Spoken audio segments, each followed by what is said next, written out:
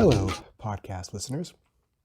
In this episode, I thought I would talk a little bit about vaccinating children with the COVID vaccines. And I've already written a blog post about this, but people don't really read, so let's record a quick little video about the same content, and I will stream the audio on my podcast as well. So I'm not really going to give people advice on whether or not they should vaccinate their children. That's a very personal thing, and this is a relatively new vaccine. It's not the MMR vaccine or the polio vaccine, both of which, of course, I would advocate for your child to be a recipient of. But with COVID, it's a bit different. So I'm not going to tell you what to do one way or the other. Instead, I want to present a framework for how you should decide. And really, it's a framework based on risk versus reward. So the risk of the vaccine versus the reward for what the vaccine offers, considering the risks of the disease that you're avoiding. So what are the risks of the vaccine? Well, right now in Canada, the only vaccine that is approved for children, and by children I mean those age 12 to 17. Very soon we'll have vaccines for those younger, but right now it's just 12 to 17. It's the Pfizer vaccine, right? So right now we have some clinical trial data that shows it's extraordinarily safe. In fact, out of about 2,000 people in clinical trial, 18 cases of COVID were detected, all of which were in the placebo group, meaning that the vaccine has an efficacy of 100%, which is astounding. But keep in mind that real-life data is never as good as clinical trial data. And when this gets rolled out to millions of kids around the world, that number will come down. But it's going to be high. So in terms of effectiveness, we shouldn't be concerned there. The vaccine is quite effective. But what parents care about is safety. Is it safe? Well, I haven't seen the actual data. They haven't published a paper yet, but all signs so far suggest that there were no strong safety signals, meaning that it looks like nobody was hospitalized or had a serious adverse reaction, if we define serious as, hospitalization or the exacerbation of an underlying condition or death. None of that happened, as far as I know. But there were a lot of side effects, and the common side effects were the same things that the adults get. Pain at the site of injection, headache, fatigue, some flu-like symptoms like a fever, lasting a couple of days at most, with most of the symptoms going away if you took some Tylenol. So in terms of adverse reactions, there's nothing to write home about. It doesn't look particularly bad. So the vaccines appear safe. But as I mentioned, when this gets into the real world, there are going to be some additional safety signals. So 2,000 people is not enough to detect some rarer outcomes. When you're into 1 million people, you're going to get some unfortunate, perhaps even tragic outcomes. So what do we know about the Pfizer vaccine? Well, if we look at the data from Ontario, we get a lot of insight. Now, keep in mind, this vaccine has already been given to tens of millions, if not hundreds of millions of people worldwide. So we have a pretty good grasp of its safety profile, and it looks overwhelmingly safe. But overwhelmingly safe is not perfectly safe, it's just overwhelmingly safe.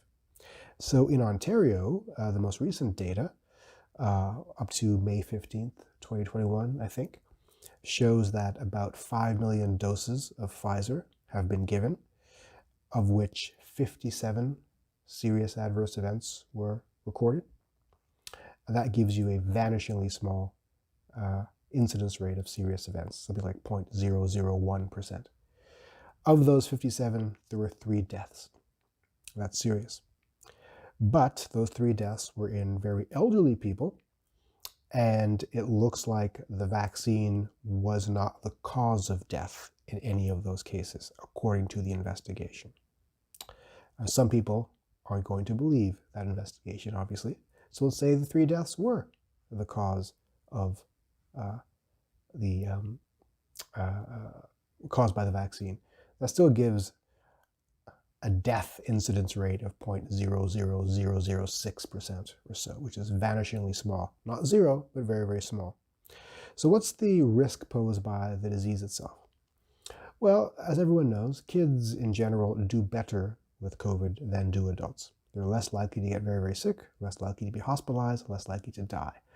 But the risk isn't zero. It's just very, very small.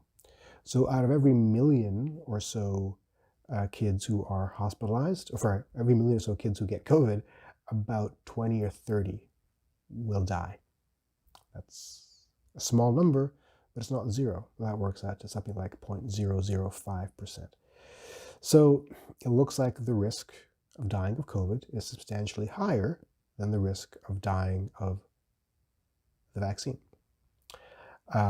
But it's not all about death, right? It's about illness as well. We mentioned that the risk of an adverse event of the vaccine is like 0.001%. What's the risk of hospitalization or a serious adverse event with COVID? There are tens of thousands of kids in the hospital right now in the USA because of COVID. So clearly the risk of something bad happening as a result of COVID to your child is substantially higher than the risk of something bad happening as a result of the vaccine. But the analysis doesn't stop there, because your chances of your child getting COVID are not 100%. And this is where it gets a little cloudy, right? Because I can't tell you what the probability of your child getting COVID is. That depends on how common, how prevalent the disease is where you live. So while the incidence rate is high, the probability approaches 100%. And while it's low, the probability approaches zero. If the disease is not eradicated, then sometime in the next 10 years, the probability of your child getting COVID approaches 100%. So at some point, we're going to have the vaccine conversation anyway. So where do I land on this? Both the risk of the vaccine and the risk of COVID to your child are very, very small.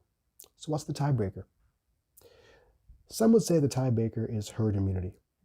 So herd immunity, if you don't know, is that point at which enough people are immunized that those who aren't immunized are protected anyway, because the immune people prevent them from being exposed to the disease. If enough people are immune, then the chances of the disease finding purchase in the population is low. So we call that magical point herd immunity. In Canada, it's pretty hard to get to herd immunity unless kids are vaccinated. So if we assume that herd immunity is reached at 75% of the population being immune, that's a fair assumption. It's probably higher than that. And if we assume that the vaccines are 95% effective, then you need about 80% of the population to be vaccinated before you get to 75% immunity. So some quick math will show you that the proportion of adults in the Canadian population is about 80%. So in other words, you need 100% of all the adults in Canada to get vaccinated before we reach herd immunity. It's probably more than that. So if you want to have the herd immunity conversation, we're going to have to immunize kids. So really the major motivation for getting your kid immunized will be to contribute to herd immunity.